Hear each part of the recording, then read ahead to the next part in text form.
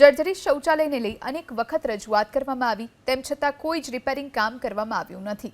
જો કે 15 ઓગસ્ટથી માછીમારીની સિઝન શરૂ થઈ રહી છે, ત્યારે ફિશરીઝ વિભાગ શૌચાલયનું યોગ્ય સમારકામ કરે તેવી માંગ ઉઠી, તો આ મુદ્દે મદદનીશ મત્સ્ય ઉદ્યોગ નિયામકની કચેરીના અધિકારીએ દાવો કર્યો કે ફિશરીઝ વિભાગે નાસા ફાઉન્ડેશન સંસ્થાને સંચાલન માટે શૌચાલય આપ્યું છે અને ફેબ્રુઆરી 2023માં રિનોવેશનની દરખાસ્ત કરેલી છે, જેથી સૂચના મળ્યા બાદ રિનોવેશન કરવામાં આવશે।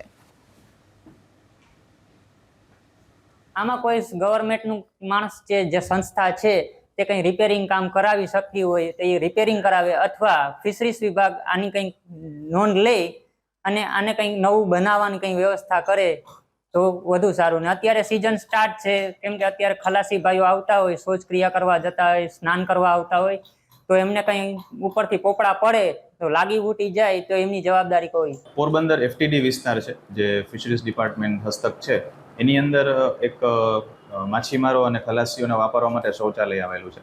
એ શૌચાલય હાલ ફિશરીઝ વિભાગ તરફથી નાસા ફાઉન્ડેશન જે એનજીઓ છે એમને સંચાલન માટે સોંપવામાં આવેલ હતું, અને છેલ્લા લગભગ 2-3 વર્ષમાં આ શૌચાલયનું જે બિલ્ડિંગ છે એની સ્થિતિ થોડીક જર્જરિત હતી। એટલા માટે ગયા વર્ષે ફિશરીઝ કચેરી પોરબંદર દ્વારા ફેબ્રુઆરી 2023ની અંદર વડી કચેરીને આ બાબતે દરખાસ્ત કરેલી છે એના રિનોવેશન બાબતે। એટલે વડી કચેરી દ્વારા સૂચના થઈ હતી, એનું રિનોવેશનની કામગીરી શરૂ કરવામાં આવશે।